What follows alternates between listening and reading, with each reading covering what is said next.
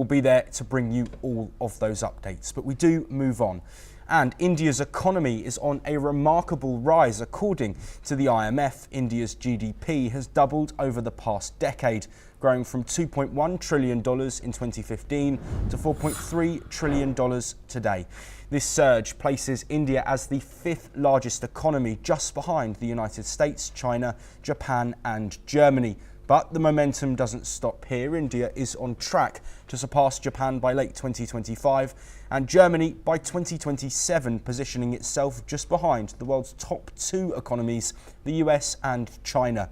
This growth is fueled by strong domestic demand, infrastructure expansion and rapid digital transformation.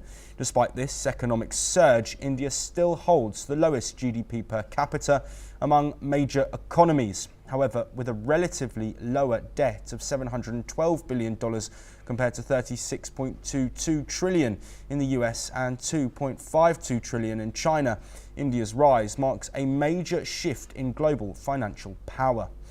Experts emphasise that sustained policy reforms, innovation and geopolitical stability will be crucial in shaping India's long-term trajectory. As trade expands and investments grow, the world is watching how India cements its place in the global economic order. Well, joining us to discuss this report and potential ramifications is Ajay Dua, the former Commerce Secretary, who is joining us from New Delhi. Ajay, thank you for being with us today. I want to first look at this report and hear from you the significance of the report that we've seen from the International Monetary Fund. Thank you very much, Joshua, for having me on your show. I think the report is significant from the Indian point of view as the IMF, because it validates what's been said here by the powers that be, that we are the fastest growing economy in the world, and that very soon we are going to become the third largest economy. That means go past both Japan and China, and also that by 2020 we would be a developed country, though the term developed hasn't been specifically or precisely defined. The fact that we are growing faster than others has been ratified. This IMF report. So that, to that extent, I would call it a significant of a corroboration. It is said, as you've already mentioned, that with probably at the end of the third quarter, for us, the third quarter was this October to December, and the results usually come out 3 months later. That means due on 30th of March. That we might well hear from the Indian government's assessment that we have gone past 4.4 billion, which is the 4.4 trillion, which is the current level of GDP of Japan, because we were at 4.3 in the previous quarter. Having said that, it is also going to be corroborating that if we continue to maintain this pace,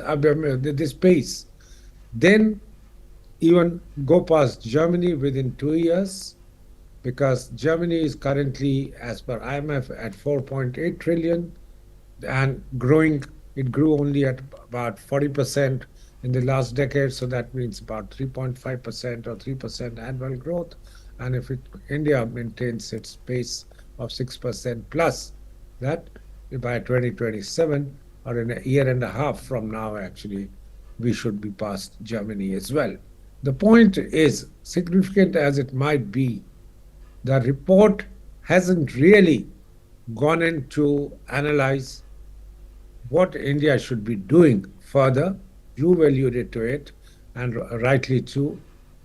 I would corroborate whatever you've said and just amplify by saying per capita income is certainly not amongst the highest. If anything, we are barely crossed into the middle income category. After all, we have 1.4 billion, the world's largest population, and still growing. So we need to worry about we have to look at the per capita, the overall growth from the per capita point of view. Also, we have to be also concerned to look at whether per capita utilization of land, agriculture, per capita utilization of manpower. We might have a lot of people right now, but so did China at one point of time. And when it enforced its family planning norms, it found, as it found for the last 1 decade, that they are no longer labor surplus. Similarly, we need to worry about utilization of per unit of capital available because we are scarce. So for doing all this, we need to put in position a host of uh, congenial or pro-business environment, and that is what I am concerned that is the pace of that adequate to maintain the prosperity, and India moves up from the low middle income category to the higher one, and by 2047 come into a category of rich people, call it developed or otherwise, but certainly the top echelon of 2025 countries of the world. So, what do we need for that is the question which should be bothering, heartened as the Indian government would be, and it should be by what has been brought out.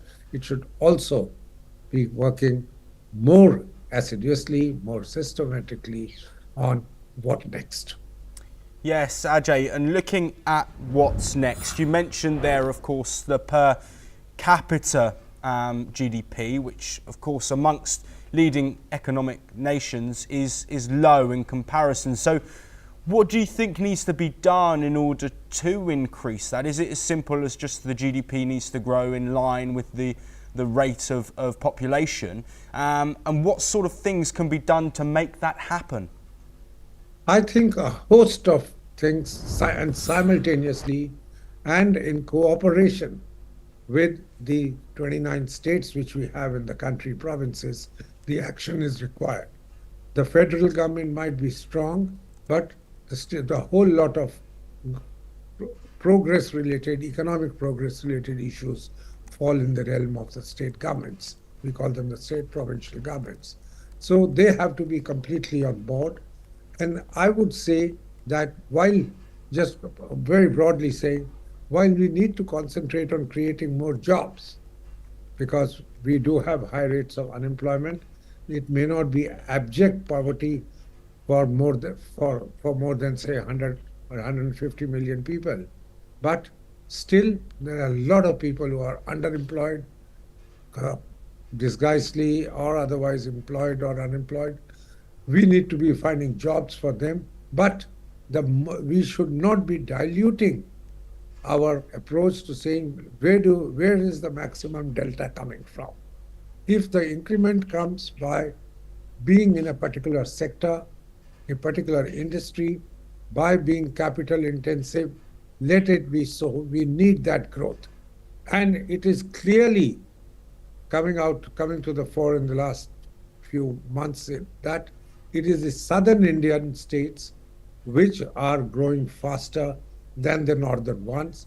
So we should, center and the states have to be on the same page to ensure that, and the southern Indian states are short of labor, people migrate from elsewhere there. That's absolutely should be facilitated. But it there is also fair amount of technology development taking place in the south. It is the south which is the digital or the IT capital of India. All their progress has to be facilitated irrespective of which color political parties are in power there. At the same time, to find jobs, which is in the northern states, particularly what a state which we call Uttar Pradesh, or the northern provinces, UP and Bihar, two of the most populous states anywhere in the world probably. We need to be concentrating on agriculture, public sector led industrialization. Private sector may not go there so easily, but we do have, we call it the government owned sector in India, the public sector owned sector. That the growth in those states in agriculture, irrigation, healthcare, education is absolutely paramount. those people have to be made more employable, and at the same time, we have to make sure that they do not necessarily have to migrate every year to the south or to the western India, which is Bombay, Gujarat, and state of Karnataka, and of which Bangalore is the capital. But they are able to find jobs and be able to create value. So it's an action across the board, across political kind of division. I know that it's easier said than done, but that's the way probably we'll have to go forward, eschew our small political gains, the urge to have political gains over one another, and look at the country as one, the benefits of which go to everybody, irrespective of from which constituency they come. Ajay Dua, thank you ever so much for that insight. We will, of course, continue to acknowledge and look at all of the economic progress from across the world as we get that. But we move on now to Europe, and tensions